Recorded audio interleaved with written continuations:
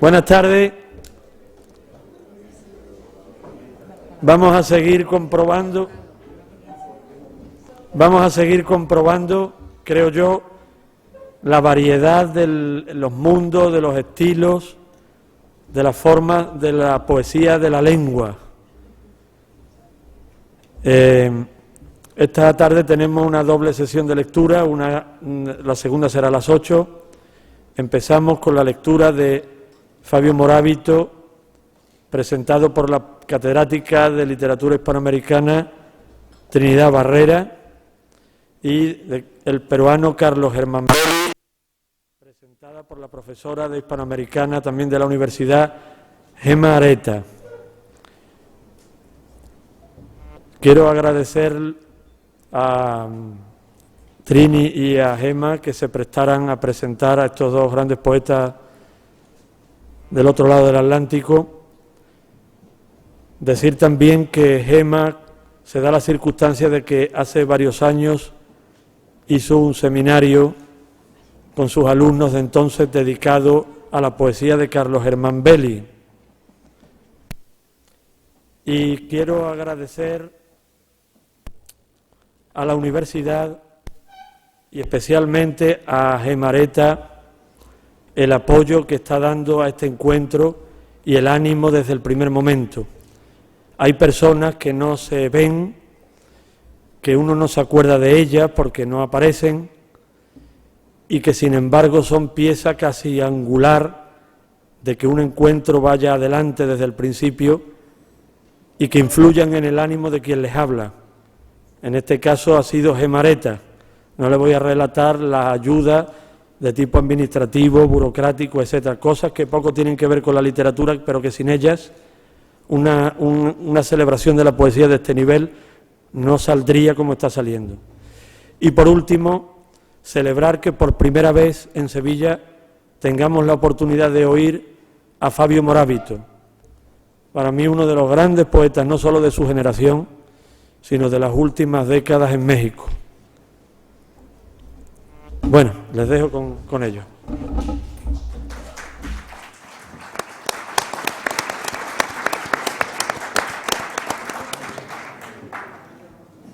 Buenas tardes. A ver, ¿funciona?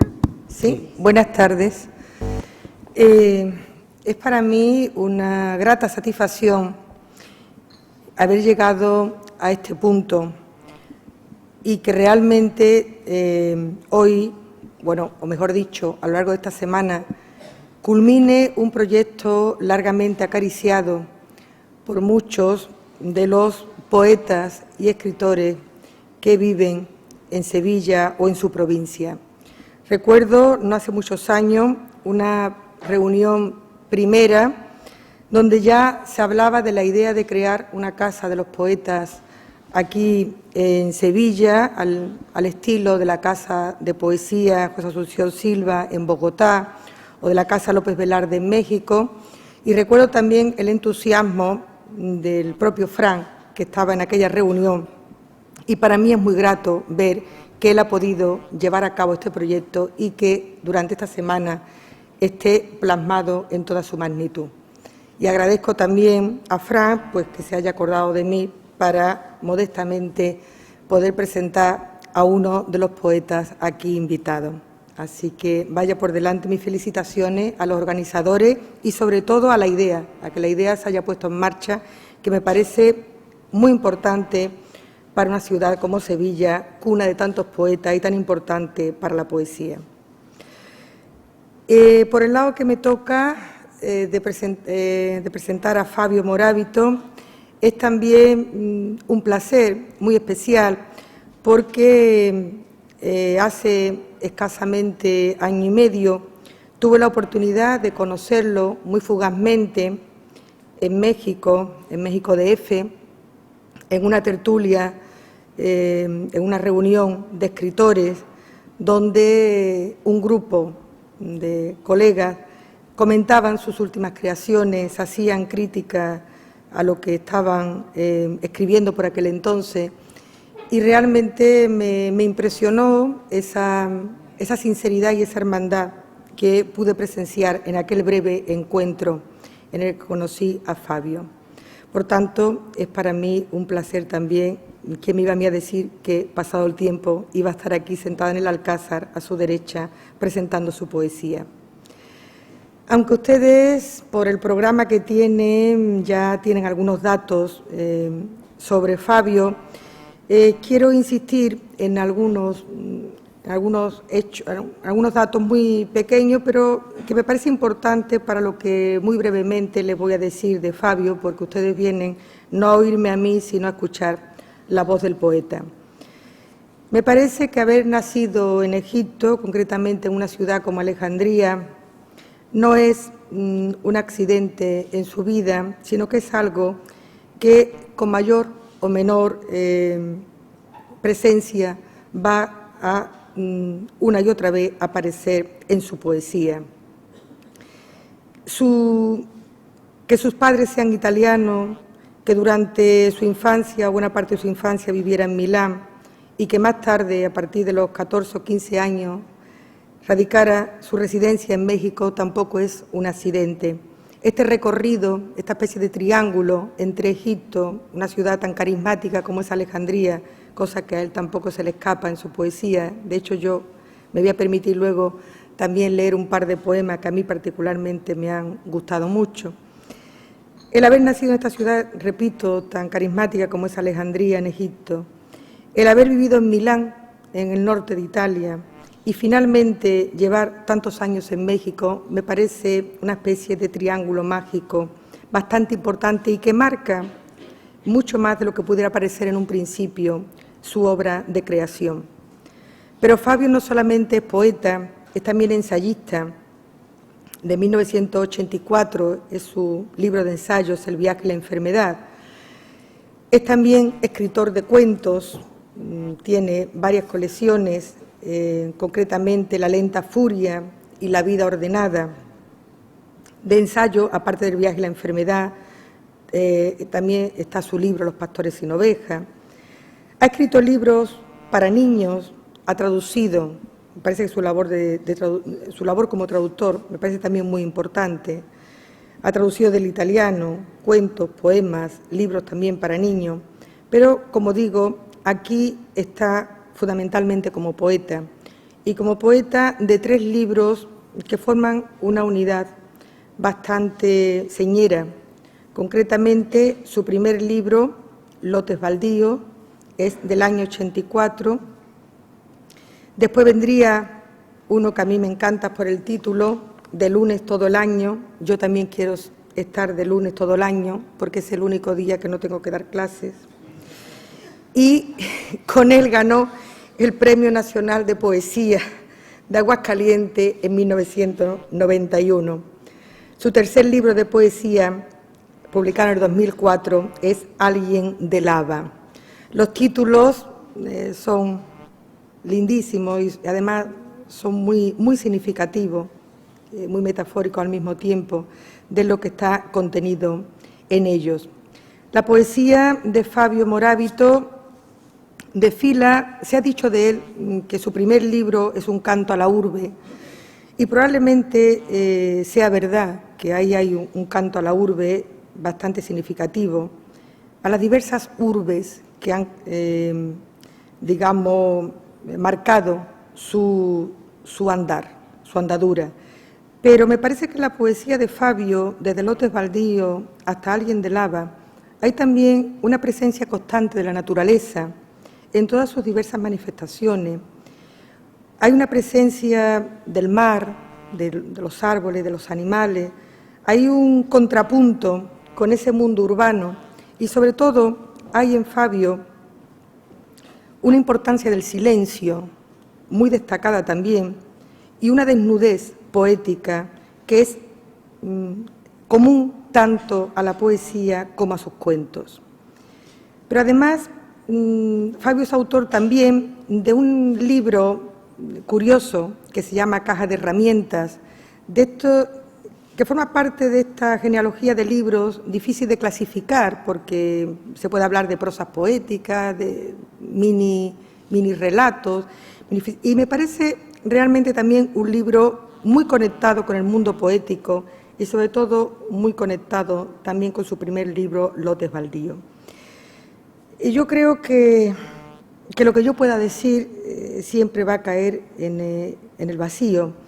Y yo, usurpando el papel de Fabio, me voy a permitir leer tres textos muy breves que a mí particularmente me han gustado de la poesía de Fabio.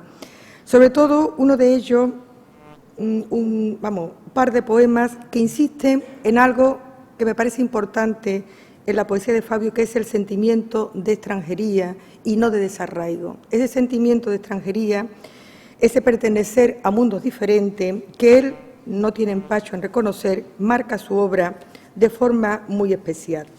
De Lotes baldíos, yo le voy a leer, voy a ser muy breve, ¿eh?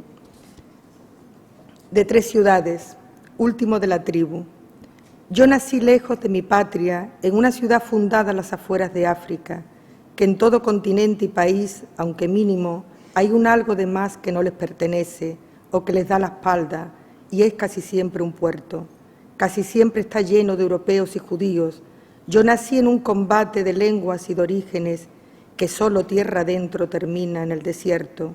Tal vez por eso un algo de irrealidad me nutre, de eterna despedida, y la ironía no basta, ni el buen humor, ni el arte, para dejar de ser alguien que en todas partes se siente un extranjero. Eso es solamente un fragmento de un largo poema. Y en el tercer libro de poemas, Alguien de Lava, dice Fabio, en el siguiente poema, no lleva título: yo vine al mundo en la ciudad más prostituida, más circular, más envidiada. Todo se deteriora al acercarse a ella, todo trabaja en su favor para dejarla inalcanzable. A lo mejor se nace siempre así, a lo mejor todos nacimos en Alejandría. Jamás he de volver a verla porque mi edad, mis versos, no son lo mismo. Se han hecho de esta lejanía, no de otra cosa. Mi verdadero lujo es este: haber nacido donde no he de volver jamás, casi no haber nacido. Cuando me muera, si he de morir, me moriré más lejos que ninguno. Y con este poemita termino. Pertenece también a Alguien de Lava. Me parece una pequeña poética que intenta recoger los hilos dispersos en libros anteriores. Dice así: quiero volver a mi materia, quiero volver a lo que dije, quiero cerrar la digresión, poner el signo de paréntesis que falta para cerrar el otro, que no encuentro. Quiero volver a la planicie verde, o no lo encuentro porque no lo abrí, ya estaba abierto y todo lo que dije ha estado entre paréntesis, y toda mi materia fue una digresión y no hay planicie verde que me espere. Bueno, les dejo con la voz de Fabio y le doy las gracias por estar aquí con nosotros. Muchas gracias.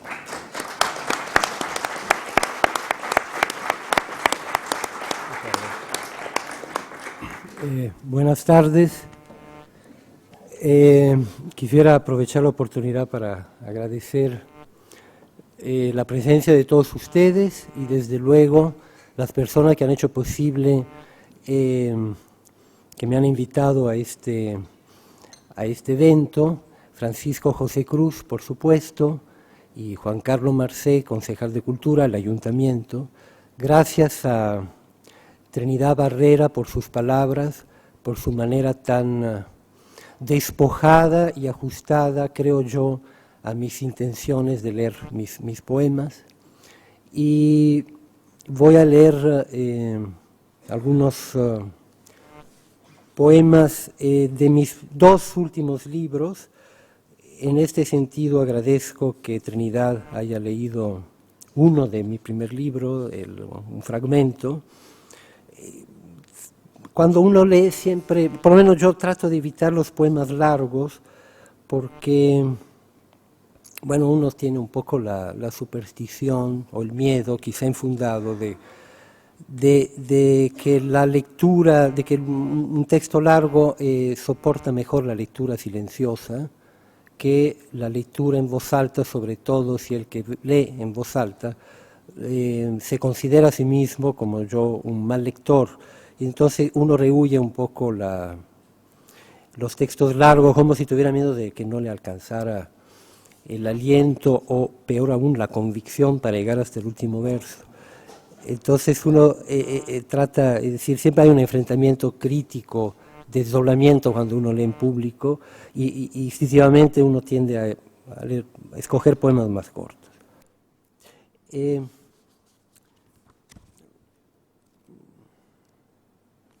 Voy a leer voy a empezar con de Lunes Todelán. Se llama Un poco de utopía. Ahora el circo afloja sus junturas, se ablanda, desafina su música, los hombres encajonan las bestias en los trailers, se va un pedazo de África, un poco de utopía. ¿Quién queda en este baldío sin hermosura? Entonces aparece un perro y husmea los excrementos dejados por las bestias. Un perro, un simple perro, un perro en libertad como todos los perros. Y yo lo miro incrédulo. Un perro, ¿qué es un perro? Lo miro que da vueltas, me limpia de otras faunas, me redibuja hasta dejarme como soy, un hombre, un simple hombre.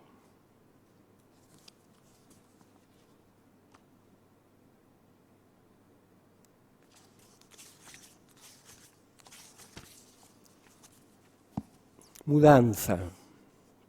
A fuerza de mudarme, he aprendido a no pegar los muebles a los muros, a no clavar muy hondo, a atornillar solo lo justo. He aprendido a respetar las huellas de los viejos inquilinos, un clavo, una moldura, una pequeña ménsula que dejo en su lugar aunque me estorben.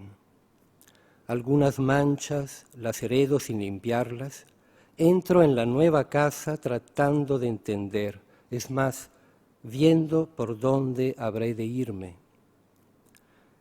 Dejo que la mudanza se disuelva como una fiebre, como una costra que se cae. No quiero hacer ruido, porque los viejos inquilinos nunca mueren. Cuando nos vamos, cuando dejamos otra vez los muros como los tuvimos, siempre queda algún clavo de ellos en un rincón o un estropicio que no supimos resolver.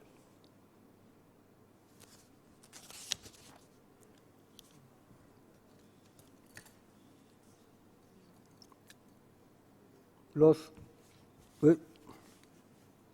columpios. Los columpios no son noticia. Son simples como un hueso o como un horizonte. Funcionan con un cuerpo y su manutención estriba en una mano de pintura cada tanto. Cada generación los pinta de un color distinto para realzar su infancia, pero los deja como son. No se investigan nuevas formas de columpios, no hay competencias de columpios, no se dan clases de columpio, nadie se roba los columpios, la radio no transmite rechinidos de columpios. Cada generación los pinta de un color distinto para acordarse de ellos, ellos que inician a los niños en los paréntesis, en la melancolía, en la inutilidad de los esfuerzos para ser distintos, donde los niños queman sus reservas de imposible, sus últimas metamorfosis, hasta que un día, sin una gota de humedad, se bajan del columpio hacia sí mismos, hacia su nombre propio, hacia su muerte todavía lejana.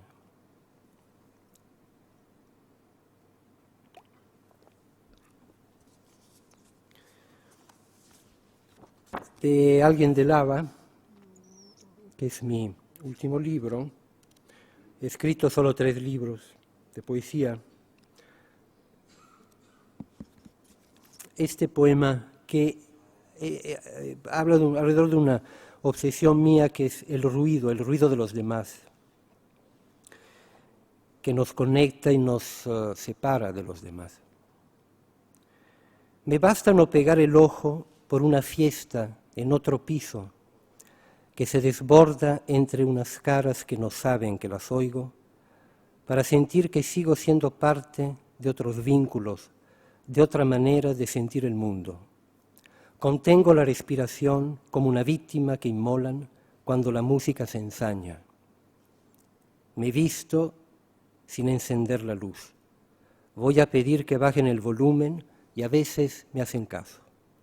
Pero me miran como si pensaran que no he llorado esas canciones, que puedo irme y no volver, y que quién soy si puedo irme para pedirles que se callen. A cada nuevo piso al que me mudo, acabo por pedir que bajen el volumen. El tiempo se me ha ido pidiendo a los demás que bajen el volumen.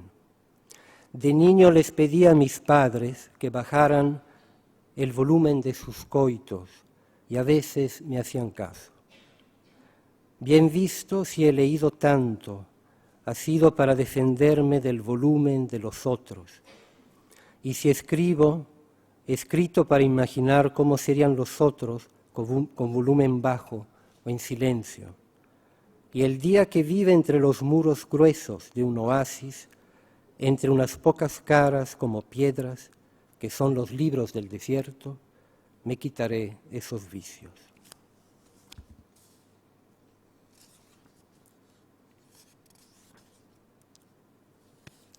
Este poema que voy a leerles lo iba yo a quitar al último momento de este libro, pero Fran, que estuvo muy cerca del manuscrito de Alguien de Lava, me insistió hasta convencerme de incluirlo, así que se lo dedico a él, y si no les gusta, pues se enojan con él.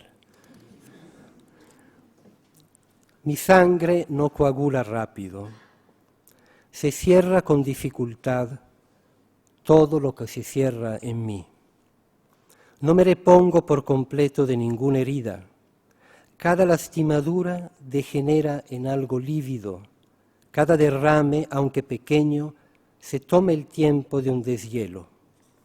Reveses tan remotos que otros cuerpos entierran sin tropiezos, siguen pulsando para mi vergüenza, causándome sonrojos anacrónicos. Mi anemia no es de glóbulos, sino de olvido. Las puertas defectuosas me persiguen. Esdrújulo no solo al escribir, sino también cuando respiro. En mí todo demora para irse una o dos sílabas de más, una o dos venas añadidas al camino. Me habría gustado probar todas las jaulas y cada vez salir sonriente, hacer del escapismo un arte y al fin huir del arte mismo, vivir en pos del más pequeño alarde, siempre llevándome a otra parte mi hemorragia, vida soluble en vez de saludable, que se diluye encadenándose a otras vidas, pero no deja en ellas sus entrañas.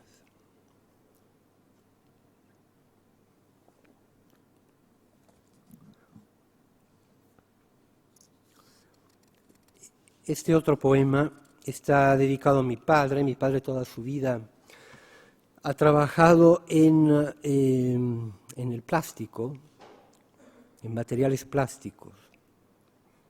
Yo nunca entendí a fondo qué significaba eso y repetía siempre con la misma fórmula: ¿en qué trabaja tu padre? Trabaja en materiales plásticos. Mi padre siempre trabajó en lo mismo. Él tan voluble que entró y salió de tantas compañías, toda la vida trabajó en el plástico, tal vez porque nació donde no había montañas, en un país que no era el suyo, y lo sedujo una materia así, desmemoriada de su origen, que sabe regresar a su contorno como el cuerpo y que se saca de lo más profundo del petróleo, donde se borran los países. Porque mi padre aprecia en las personas y las cosas que sean flexibles, ajeno a las verdades que se empinan y a los esfuerzos y rodeos con que la savia aprende su camino, poco proclive a la madera y a los credos, a todo lo que pierde humor y gana arrugas, nació en la orilla de un desierto donde la falta de relieves disuadía de concienzuda búsquedas del alma. Tal vez por eso lo sedujo el plástico, que viene de lo más profundo, del último escalón del mundo que alcanzamos, de donde sube el sueño de una vida adolescente y mágica, irrompible, sin esos nudos que en la superficie delatan un penoso crecimiento. Lo que nos viene de lo más profundo nos viene como un soplo o como un sueño, y a los que me inquirían sobre qué hacía mi padre, toda la vida contesté: trabaja en materiales plásticos, como una fórmula esotérica. Toda la vida yo también trabajaré en lo mismo, en la escritura, en la palabra plástica y no rígida, que es la palabra que se saca de lo más profundo. ¿De qué petróleo íntimo nos salen las palabras que escribimos? ¿Y a qué profundidad brota el estilo sin esfuerzo? ¿Qué tan al fondo están las gotas de lenguaje que nos curan y nos redimen de la superficie hablada? Voluble como él, nacido donde a él le tocó nacer, busco lo mismo, una lisura que no existe, una materia fácil como un soplo, algo que dicho y repetido no se arrugue y vuelva exactamente a su contorno.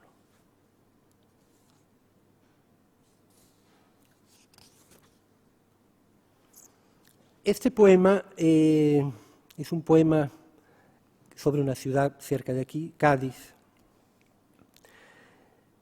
Es un poema que no me queda más remedio que dedicarle a mi mujer, aquí presente, porque fue un pleito crucial en nuestra relación con respecto a tener o no tener un hijo. Está, pues, si no dedicado a mi hijo, dirigido a él, todo el poema. Y dice así: miramos largamente el mar, después del pleito, sin hablarnos. No la pasamos bien en Cádiz esos 2 días. Sentí al decir que no quería tener un hijo por ahora, que había llegado a un punto divisorio. Por vez primera fui muy claro. Adiós, ambigüedad. Me dije, bien precioso. Ya comenzó la cuenta regresiva. Supe que existirías, que era cuestión de tiempo.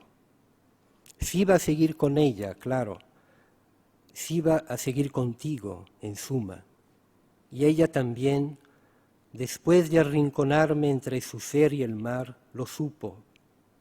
El mar que nos quedamos después del pleito, mirando largamente sin hablarnos. No la pasamos bien en Cádiz esos 2 días. Ve alguna vez a Cádiz junto al mar, sin nadie, y mira el mar como nosotros lo miramos, y fúmate un cigarro absorto y piensa que estás donde empezaste.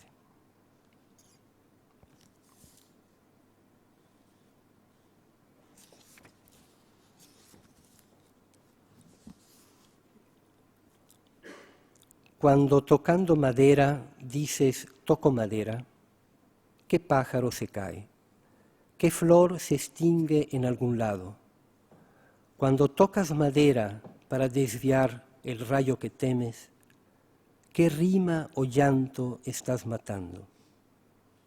Tocas madera para apagar un eco, para matar un brillo, para no ser herido. Ganas rebaño a cambio de la savia que pierdes. Dejas un poco para hacer madera de ser árbol. El árbol que lo acepta todo, la flor, el pájaro y el rayo.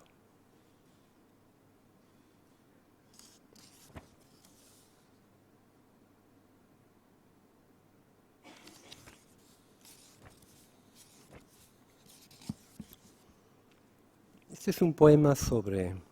También mi hijo de pequeño, yo iba a recogerlo todos los días a su escuela. Bueno, no hay más que decir, sino leerlo. Llego temprano por mi hijo para hacer tiempo deambulo por la escuela. Me cruzo con los niños más pequeños que no tienen horario y dispersos deambulan como yo. Me aparto y lejos de las aulas busco un rincón donde estar solo. El sol inunda el patio sin un alma. Oigo la voz de una maestra y la de un niño que responde. Miro una lagartija que sube por un árbol, otra que baja por un muro. Abro la llave de una tubería, pero no sale nada. También el agua estudia, por lo visto, y solo sale en los recreos. Qué lástima. Los niños sin horario, al verme quieto y solo, me rodean, único adulto en la redonda, y uno se trepa a mis rodillas. En esta hora de sequía, en esta inmensidad sin agua, soy un árbol que da sombra, la única llave de la broma abierta.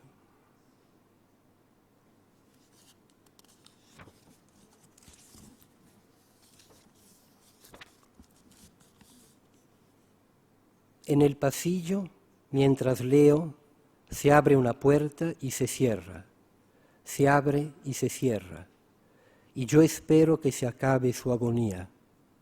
Dicen que cuando el aire abre y cierra una puerta, alguien muy cerca está en peligro. Hay que prestar oído, cerrar el libro que leíamos y unirnos a ese rezo. No levantarnos a cerrar la puerta, sino quedarnos quietos y oír hasta sacarle alguna música al crujido. Yo también estuve en un coro, en una voz sin grietas.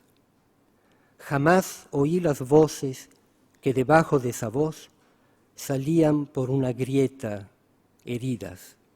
Nunca aprendí la voz de cada rostro. Desde que empezamos, una sola voz borró los rostros, las heridas. Nuestro maestro solo oía esa voz. Pero solo una voz herida es una voz audible. No sé qué oían los que nos oían.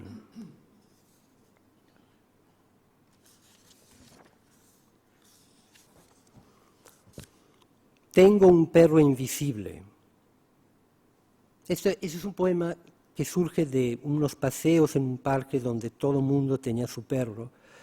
Yo nunca he tenido un perro y me hice a la idea de que sí lo tenía, solo que era invisible. Tengo un perro invisible, llevo un cuadrúpedo por dentro que saco al parque como los otros a sus perros. Los otros perros, cuando al doblarme lo dejo en libertad para que juegue y corra, lo persiguen. Solo sus dueños no lo ven, tal vez tampoco a mí me vean. Se ha ido dando a fuerza de paseos. Anima e inquieta a la perrada y entre los dueños cunde la inquietud y llaman a sus perros para que no se forme la jauría. Tal vez tampoco a mí me vean, sentado en una banca, doblado un poco por el esfuerzo de dejarlo libre, y aunque no pueden verlo, tal vez si ven al perro que invisible como el mío, llevan dentro la bestia que no sacan nunca, el perro que reprimen llevando de paseo a sus perros.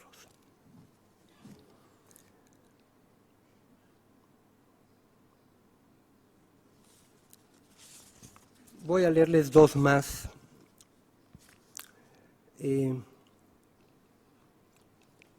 Este es un poema que me surgió de ver desde una ventana de Roma en la que yo estaba viviendo durante un año.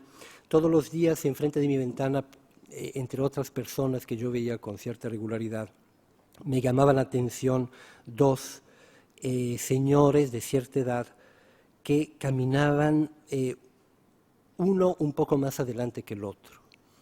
Y intuí por esa incapacidad aparente de caminar realmente parejamente que eran hermanos. Y pensé que los hermanos siempre caminan así, un poco desfasados. Es un poema dedicado a mi hermano y dice: hay hermanos que no aprenden con la edad a caminar parejos, a nivelar sus años en la calle.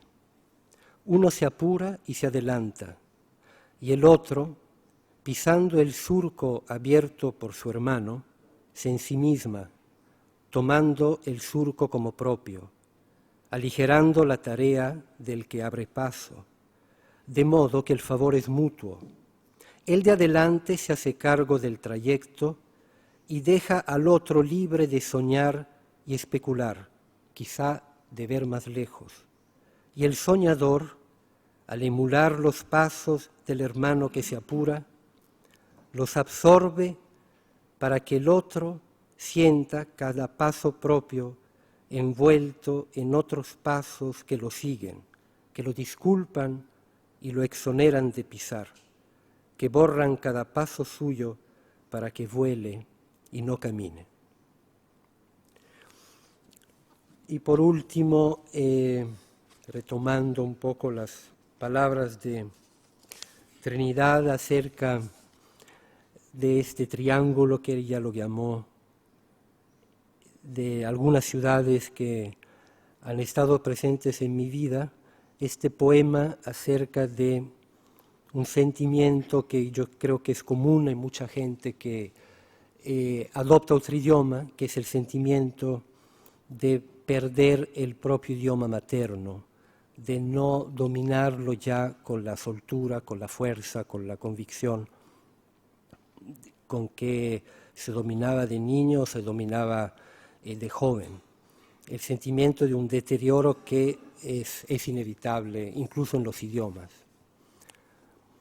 Ahora, después de casi 20 años, lo voy sintiendo, como un músculo que se atrofia por falta de ejercicio o que ya tarda en responder, el italiano en que nací, lloré, crecí dentro del mundo, pero en el que no he amado aún, se evade de mis manos, ya no se adhiere a las paredes como antes, deserta de mis sueños y de mis gestos, se enfría, se suelta a gajos. Y yo que siempre vi ese vaso lleno, inextinguible, plantado en mí como un gran árbol, como una segunda casa en todas partes, una certeza, un nudo que nadie desataría, un coto inaccesible, un refugio, descubro una verdad que por demás siempre he sabido. El que conquista se descuida siempre y por la espalda y la memoria cojean los nómadas y los advenedizos. Hay que voltear atrás tarde o temprano, soldarse a algún pasado, pagar todas las deudas de un solo golpe si es posible. Así, si tú te vas, idioma de mi lengua, razón profunda de mis torpezas y mis hallazgos, ¿con qué me quedo? ¿Con qué palabras recordaré mi infancia? ¿Con qué reconstruiré el camino y sus enigmas? ¿Cómo completaré mi edad? Muchas gracias.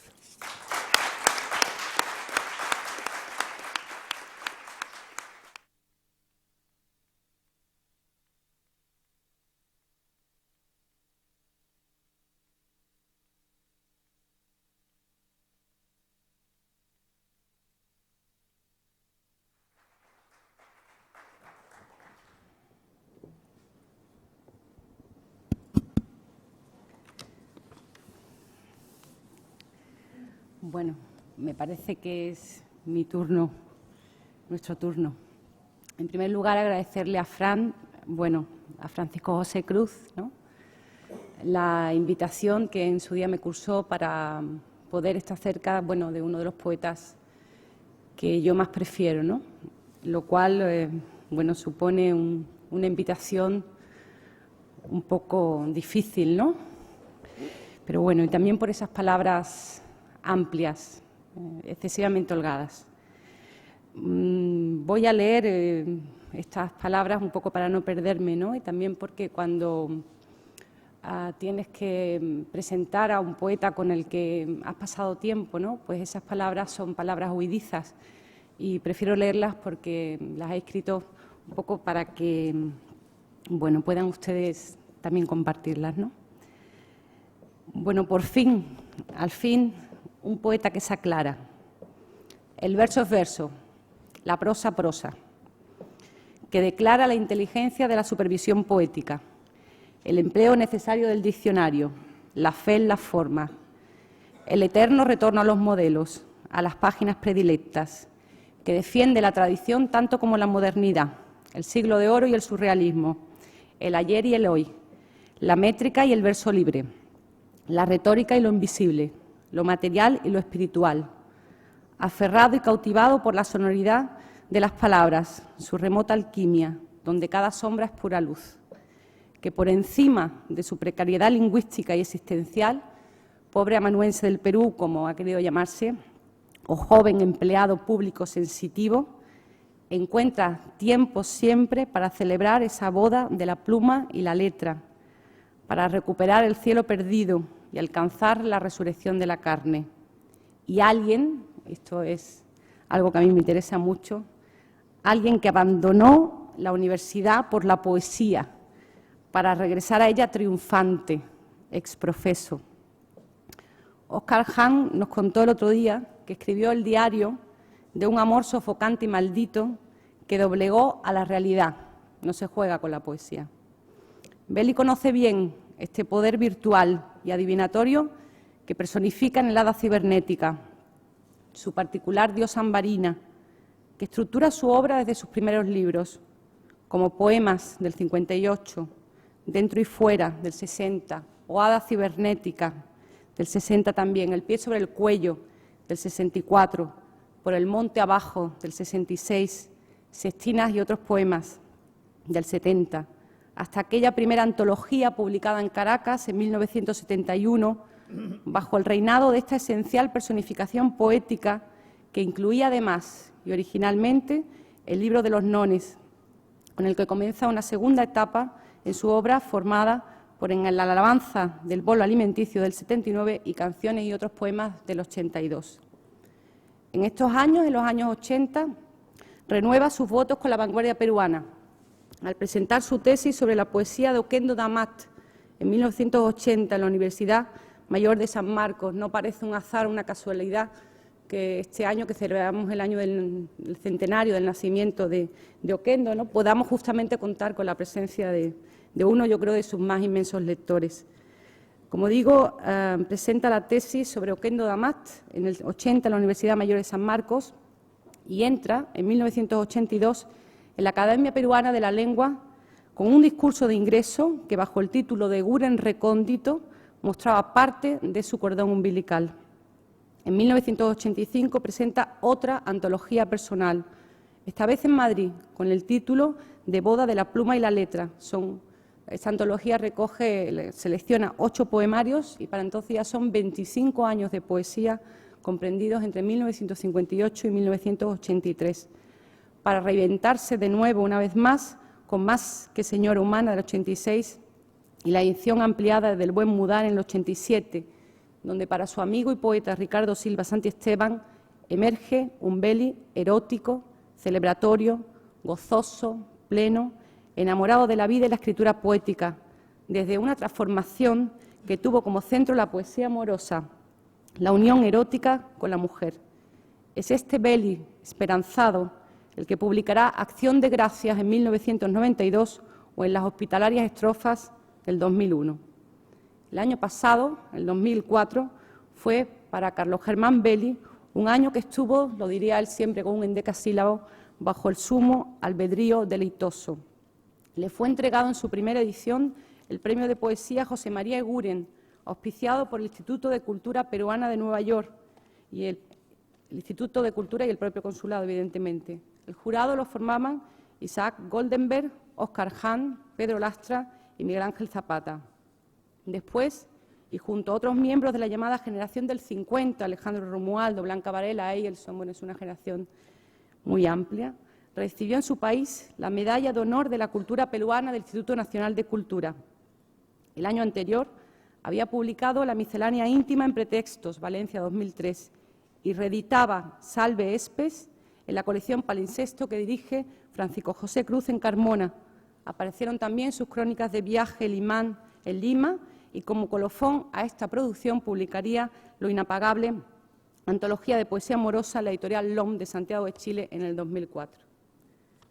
La poesía de Carlos Germán Belli ha progresado de forma segregada, donde cada cuerpo poético parece ser un reino postrero, o se brinda como oferta conjunta en múltiples antologías. Por ejemplo, Trechos de Itinerario se llama la publicada en el 98 en Bogotá por el Instituto Caro y Cuervo. Antologías que muestran el perfecto orden y concierto de un misterioso plan de vida. Usuario magnífico de la tradición o tradiciones poéticas, su obra construye y reconstruye un perenne aposento humano y terreno, siempre a la zaga, un perenne aposento humano y terreno, siempre a la zaga de la palabra primigenia, descendiente de los horizontes poéticos cerrados y absolutos de Guren o Vallejo. Su depuración formal y control lúcido de los recursos expresivos forma parte de esa poesía contemporánea del Perú, donde Westphalen y Moro defendían el uso de una palabra desasida para Martín Adán. Clasicismo y vanguardia, linajuda tradición poética, inusitada modernidad, como él ha dicho. Medrano, Francisco de Medrano, con el que él inició su presencia en Sevilla, ¿no? Dante, Petrarca, Horacio, Cervantes, Góngora, Quevedo, San Juan de la Cruz, Rubén Darío, la generación del 27, mucho surrealismo, la antología del amor sublime de Benjamín Peret, la antología surrealista de Aldo Pellegrini, gitanjáforas y sextinas, el Parnaso francés medieval para nombrar genes y robots.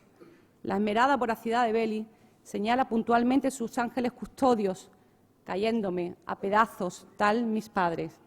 Aquellos preferidos maestros, donde alcanzar el necesario adiestramiento artístico, fortaleza estilística que le ayude, dice él, a superar su baja autoestima como hablante de mi lengua materna y aún de todas las lenguas humanas. El desafío de la lengua será combatido a través de la patria universal de la poesía, bálsamo tanto de la precariedad lingüística como de la existencial, aferrado a sus lecturas, al diccionario, a las estrofas, a los metros clásicos. Belli troquela a gusto ese bolo alimenticio, cuyos trozos deleznables codicia con certera ironía en vasta cámara frigorífica. Fascinado por las formas inalterables, construye salve espes, castillos en el aire, en pos del cielo o del infierno ignotos. Gracias.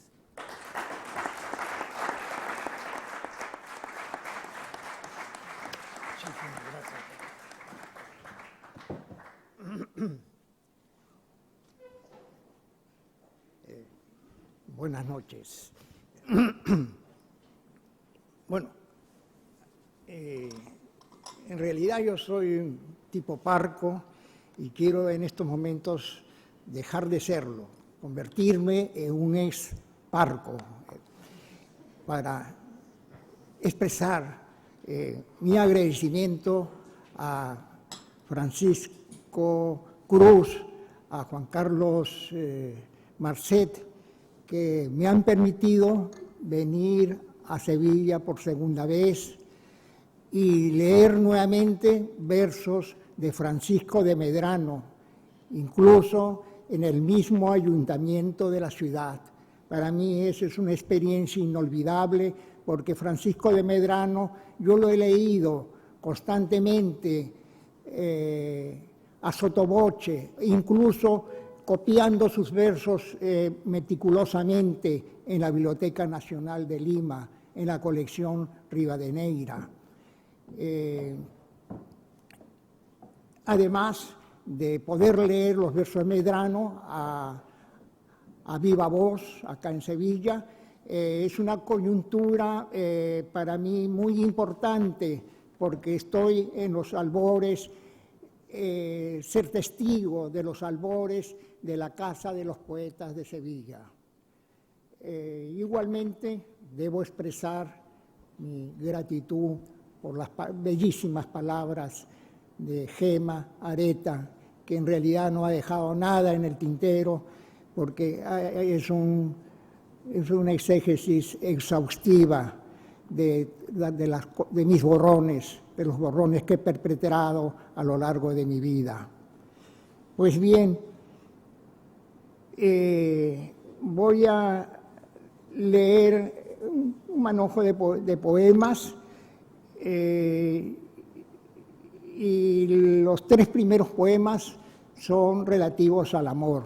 El amor, sin darme cuenta, había sido la temática constante en las cosas que he escrito.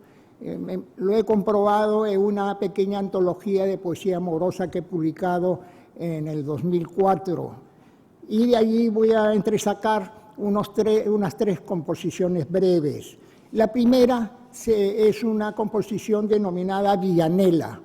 Villanela es una forma de escritura, si es que no me falla la memoria, de la poesía francesa del siglo XVI.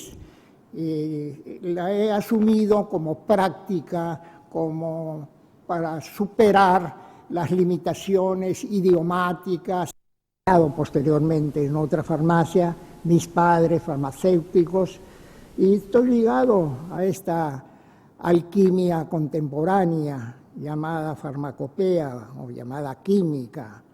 Va, vitaminas A, ¿para qué ahora?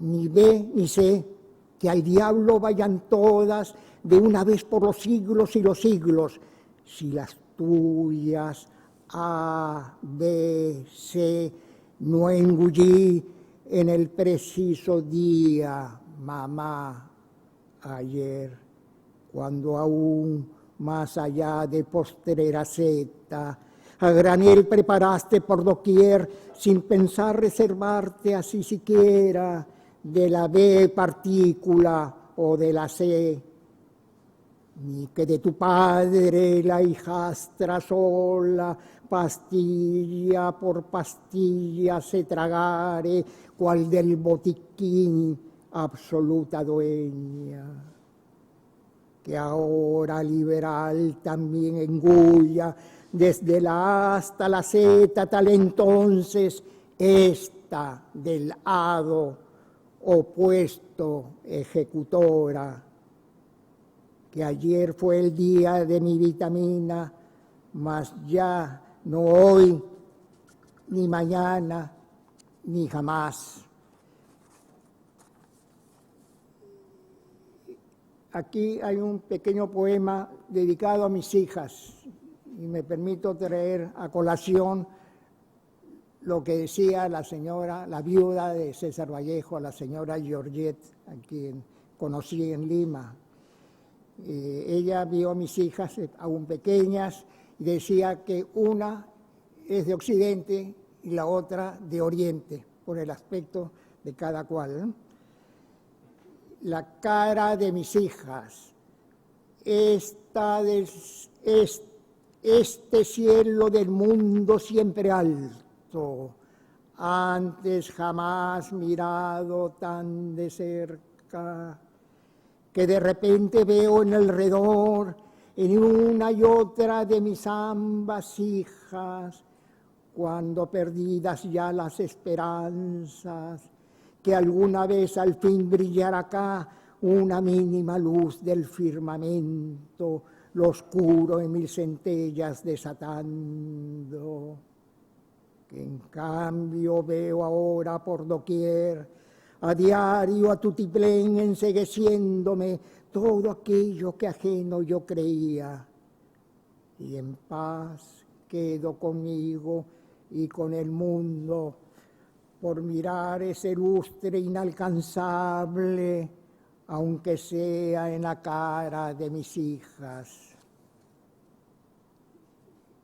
Mi hermano Alfonso es una persona discapacitada durante toda su vida y tengo muchos poemas en homenaje a él, en recuerdo de él.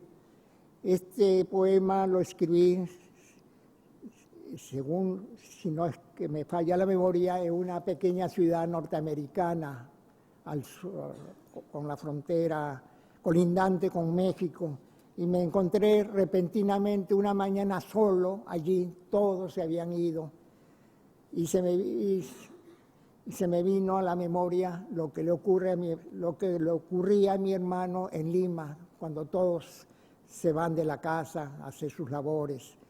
Recuerdo de hermano, al fin he descubierto palmo a palmo cómo es la superficie de tus días, y he debido cruzar osadamente las montañas ceñidas por las nubes y espumosos océanos que braman hasta llegar al punto del cual tú nada sabes, aunque allí tus espirituales huellas diviso y palpo en todos los confines donde nunca has estado ni un instante. Ni de las moscas los zumbidos leves, cuando solo te quedas de improviso al salir cada cual afuera rápido a hacer las cosas de la vida diaria, contentos porque así de ti se alejan. ¿Qué tal falta de ruido acá también se siente? Y es ese gran silencio que aparece anidándose en los alrededores, como si en vez de mí estuvieras tú. Esos muros, el piso y el vacío son como cosas corporales tuyas que en ti se han extendido hasta formar contigo y con el cuarto un bulto único, todo de cal, arena, carne y alma, y como por completo reedificado ha sido en lo remoto en que me encuentro hoy, y allí dándome cuenta mido al fin tu cuadrado, tu círculo, tu mundo. Aunque así sea, ingreso en esta réplica de tu cuarto en un pardo sitio acá, donde soy como clavo en la madera, inmóvil, solitario exactamente, como tú en tu mismísimo recinto, cuyo umbral no traspaso, e igual como los otros, allá de ti me aparto muy temprano y arrinconado quedas en un ángulo, pero acá estás en mí reproducido, pues nunca más te vuelvo las espaldas, y como en el pasado ambos estamos en la cuna, en el cuarto, en la morada, bajo los dulces ojos maternales, ligados por una fibra idéntica, y la esfera fatal y la esfera feliz, la tuya y mía, se unen y es la casa de papá y mamá, en cuya compañía de nuevo como ayer y así por siempre. Y después, por último, unos poemas de temática variada, algunos escritos en fechas antiguas, otros recientemente.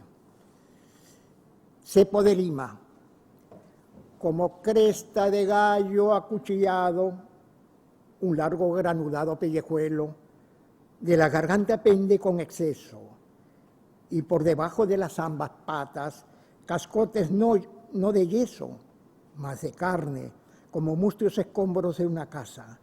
¿Por qué estos de cascotes fieros montes, y tal feo pellejo mal migrado, si flaco hoy ni corvado viejo soy? Por tu cepo es, ay Lima, bien lo sé, que tanto cuna cuanto tumbe siempre para quien acá nace, vive y muere. Amanuense, ya descuajeringándome, ya hipando hasta las cachas, descansado ya, inmensos montes todo el día alzando, de acá para acullá, de voces voy, fuera sin mis palmos con mi lengua, cayéndome a pedazos tal mis padres, aunque en verdad yo, por mi seso raso, y aún por lonjas y levas y mandones, que a la saga me van dejando estable, ya más hasta el gollete no poder, al pie de mis hijuelas avergonzado, cual un pobre amanuense del Perú. Y enseguida un poema de distinto tono, quiero leerlo como si formara un oxímoron con el anterior. El hablante ya es más positivo acá, ya no es el amanuense sumiso. Se denomina caudillo de mí mismo. Yo caudillo al fin de mi voluntad, y el tiempo entero es una sola cosa en beneficio del tesoro íntimo. El paso hacia adelante gobernado por el ocio fecundo cuando llegan las horas de la plena libertad en el iluminado y tibio nido que es el franco pasaje a las delicias, cuando el jilguero suelto va volando a su gusto por los aires y luego a buen recaudo se coloca entre las migas y la suave paja del lugar muy sabroso en que reside, que a la vista parece retrato del Edén recuperado. Que nunca nada sobre allí, ni falte, en este punto donde cielo y tierra se juntan hasta ser similar reino, geométrico lugar divino acá, que concede la gloria al morador hasta centuplicarlo, cual gigante, solo con unas cuantas migajuelas, y por estar arriba allí colgado de las celestes nubes, hay una fija escala imperceptible, por donde bajan pájaros y flores de tan esquiva primavera antes, que sus primicias da recién ahora, inesperadamente, como el rojo sol de la medianoche.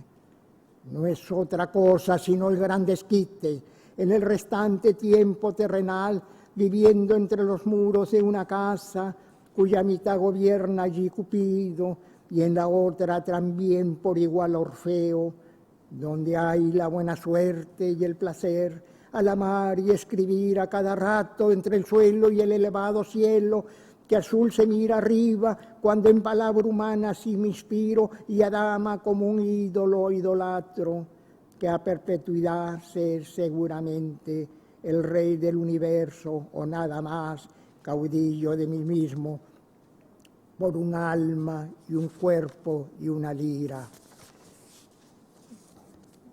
Y por último, me voy a permitir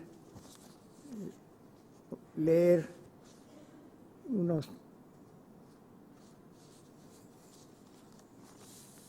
dos poemas que aún no forman parte de colección, de ninguna colección, ¿eh? Los he publicado en publicaciones periódicas.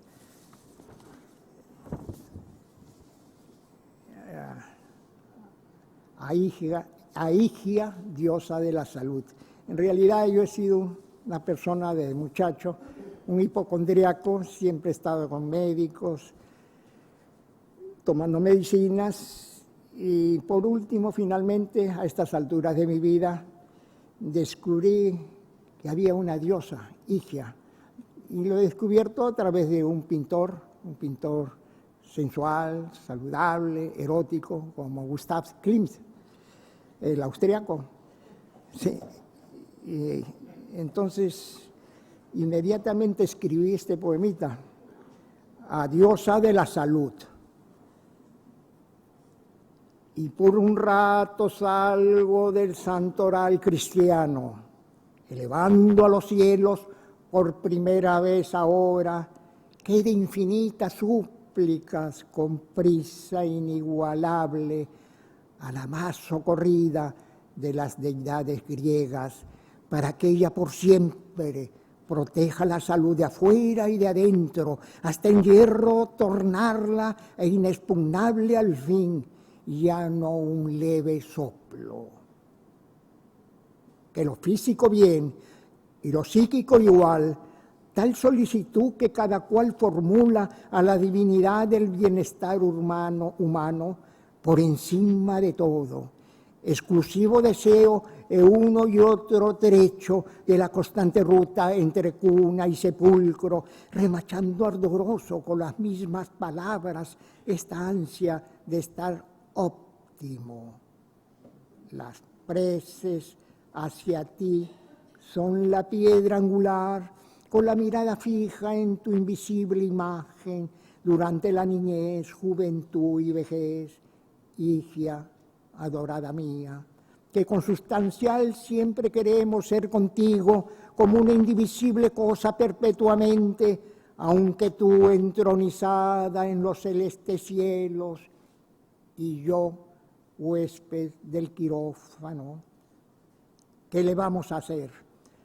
Hasta el extremo instante estaré en ti pensando, con afán implorándote, una pequeña amiga de tu benevolencia, y descubrir así el tesoro recóndito del bálsamo sin par de tu ser misterioso, que en el Olimpo mora para que el alma y cuerpo de Adán y Eva enfermizos en grande acá lo pasen.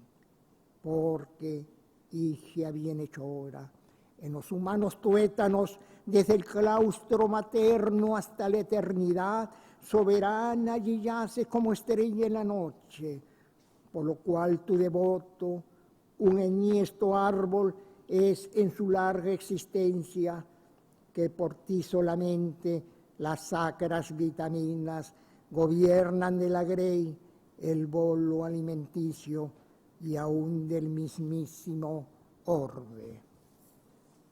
Y finalmente, este poema titulado Sed y hambre de saber. La sed de saber cómo alienta las ansias de vivir acá, contra viento y marea firme, como una nave cuya quilla avanza por un mar inmenso de libros viejos y flamantes que el lector sin pausa relee, empeñado en llevar con él hacia el más allá misterioso el ser humano enriquecido. Pero esta sui generis sed con el hambre viene a la par y en consecuencia así resulta el menester más apremiante cuando el empobrecido espíritu asume al fin a plenitud la corporal satisfacción y cada página leída muda en apetecible plato o en vaso de agua clara y fresca. Es un lector tan singular en quien los bríos fisiológicos de satisfacer hambre y sed pasan a ser un gran deseo espiritual irrefrenable en pos del ABC divino para saber a ciencia cierta, antes de partir de este mundo, a donde finalmente vamos y no un difunto cuan a ciegas. Justamente un mortal saciado en cuerpo y alma por igual en las mismas postrimerías, con el tesoro de la grey portándolo entre ceja y ceja y aún en el recóndito vientre, que incomparable modo de irse desde acá al más allá invisible es colmar al viajero inerte con la sapiencia, el pan y el agua. Pues bien, en los momentos finales en que leí el poema, se me vino a la memoria algo que se me había quedado acá en el tintero, como se suele decir, es que yo en un comienzo quise expresarle a Gema Areta mi complacencia de compartir esta mesa con ella, bueno, agradecerle sus brillantes palabras y señalar una cosa, que el destino ha hecho posible de que esté con una persona experta en el Eguren, o sea, con una egureniana. En realidad, Eguren es uno de nuestros poetas paradigmáticos, junto con Vallejo, son los fundadores de la poesía moderna peruana, y para mí también ha sido siempre una guía, un modelo en la escritura y en la existencia terrenal. Pues bien, con estas palabras y con la gratitud mía a ustedes por estar acá escuchando nuestros borrones, muy buenas noches.